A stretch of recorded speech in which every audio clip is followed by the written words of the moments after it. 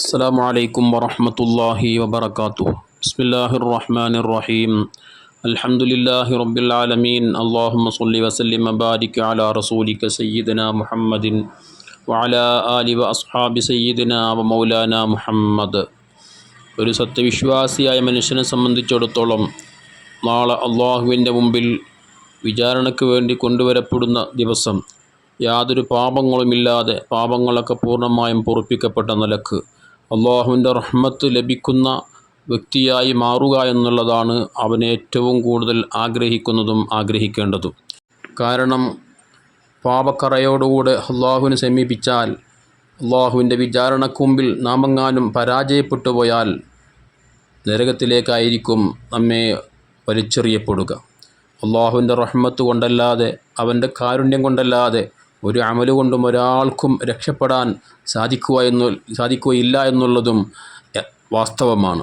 അതുകൊണ്ട് തന്നെ അള്ളാഹുവിൻ്റെ റഹ്മത്ത് അത് നമുക്ക് വേണം. അതോടൊപ്പം അള്ളാഹുവിൻ്റെ കാരുണ്യം, അവൻ്റെ റഹ്മത്ത്, അവൻ്റെ ദയ, അവൻ്റെ ഔദാര്യം അതും നമുക്ക് ലഭിച്ചെങ്കിൽ മാത്രമാണ് നമുക്ക് ഈ ഇരുലോകത്തും രക്ഷപ്പെടാൻ വേണ്ടി സാധിക്കുകയുള്ളൂ എന്ന് ഹബീബായ മുത്തുനബി സല്ലല്ലാഹു അലൈഹി വസല്ലമ തങ്ങളുടെ നിരവധി ഹദീസുകളിലൂടെ നാം മനസ്സിലാക്കിയതാണ്.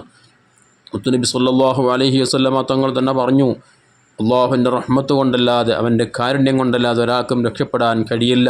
ഒരാളുടെ അമലുകൊണ്ട്, ഒരാളുടെയും നന്മകൾ കൊണ്ട് ഒരാൾക്കും രക്ഷപ്പെടാൻ വേണ്ടി സാധിക്കില്ല. സഹാബത്ത് ചോദിച്ചു, നബിയെ അങ്ങയോ? ഞാനും അങ്ങനെ തന്നെയാണ്. പക്ഷേ അള്ളാഹു അവൻ്റെ റഹ്മത്ത് കൊണ്ട്, അവൻ്റെ കാരുണ്യം കൊണ്ട് എന്നെ പൊതിഞ്ഞിരിക്കുന്നു എന്ന് മുത്തുനബി സല്ലല്ലാഹു അലൈഹി വസല്ലം തങ്ങൾ പറഞ്ഞു. അതുകൊണ്ട് തന്നെ റബ്ബിൻ്റെ റഹ്മത്ത് അത് നമുക്ക് ഏറ്റവും കൂടുതൽ വേണ്ടുന്ന ഒന്നാണ്. നമ്മുടെ അമലുകൾ കൊണ്ടൊന്നും ഒരിക്കലും നമുക്ക് രക്ഷപ്പെടാൻ സാധിക്കുകയില്ല, ഉറപ്പാണ്.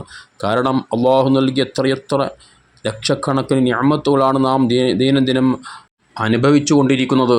ഇതിനൊക്കെ നമ്മുടെ ജീവിതകാലം മുഴുവനും റബ്ബിൻ്റെ മുമ്പിൽ സുജൂദിലായി കിടന്നാൽ പോലും ഒരിക്കലും അതിൻ്റെ ഒരല്പം പോലും നന്ദി ചെയ്തു തീർക്കാൻ നമുക്ക് സാധ്യമേ അല്ല. അതുകൊണ്ട് തന്നെ അള്ളാഹുവിൻ്റെ മഗ്ഫിറത്ത്, അവൻ്റെ ഔദാര്യം, അവൻ്റെ കാരുണ്യം നമുക്ക് അവൻ ഔദാര്യം കൊണ്ട് നമുക്ക് നൽകിയെങ്കിൽ മാത്രമേ നമുക്ക് രക്ഷപ്പെടാൻ സാധിക്കുകയുള്ളൂ. അത് ലഭിക്കാൻ വേണ്ടി ഹബീബ് സല്ലല്ലാഹു അലൈഹി വസല്ലമ തങ്ങൾ നമുക്ക് പഠിപ്പിച്ചത് വിലപ്പെട്ടൊരു പ്രാർത്ഥനയുണ്ട്. ബഹുമാനപ്പെട്ട ജാബിർ ഇബ്നു അബ്ദുല്ലാ റളിയല്ലാഹു അൻഹുവിനെ തൊട്ട് ഇമാം ഹാക്കിം റളിയല്ലാഹു തആല അൻഹു ഉദ്ധരിക്കുന്നതാണത്. മുത്തുനബി സല്ലല്ലാഹു അലൈഹി വസല്ലമ തങ്ങൾക്കൊരു സഹാബി വന്നുകൊണ്ട് പറയുകയാണ്, വാ ദുനൂബാ, ഞാൻ ചെയ്തു പോയ പാപമേ, ഞാൻ ചെയ്തു പോയ ദോഷങ്ങളെ എന്ന് പറഞ്ഞുകൊണ്ട് അദ്ദേഹം വല്ലാതെ വിഷമിക്കുകയാണ്, പ്രയാസപ്പെടുകയാണ്. ഈ സമയത്ത് മുത്തുനബി സല്ലല്ലാഹു അലൈഹി വസല്ലമ തങ്ങൾ അദ്ദേഹത്തെ വിളിച്ചുകൊണ്ട് പറഞ്ഞു, അല്ലാഹുമ്മ മഗ്ഫിറതുക ഔസഉ മിൻ ദുനൂബി വറഹ്മതുക അർജാ ഇൻദി മിൻ അമലി. ഈ പ്രാർത്ഥന നീ ആവർത്തിച്ച് പറയൂ എന്ന് പറഞ്ഞപ്പോൾ അദ്ദേഹം ഇത് ആവർത്തിച്ച് പറഞ്ഞു. അപ്പോൾ ഹബീബ് സല്ലല്ലാഹു അലൈഹി വസല്ലം തങ്ങൾ പറഞ്ഞു, നിങ്ങൾ എഴുന്നേറ്റ് പോയിക്കോളൂ, നിങ്ങളുടെ പാപങ്ങളെല്ലാം അല്ലാഹു തആല നിങ്ങൾക്ക് പൊരുത്തപ്പെട്ട് തന്നിട്ടുണ്ട്, അല്ലാഹു മാപ്പ് നൽകിയിട്ടുണ്ട്, പുറത്തു തന്നിട്ടുണ്ട് എന്ന് അദ്ദേഹത്തോട് പറഞ്ഞതായി ഇമാം ഹാക്കിം റളിയല്ലാഹു അൻഹു ഉദ്ധരിക്കുന്ന ഹദീസിൽ കാണാം.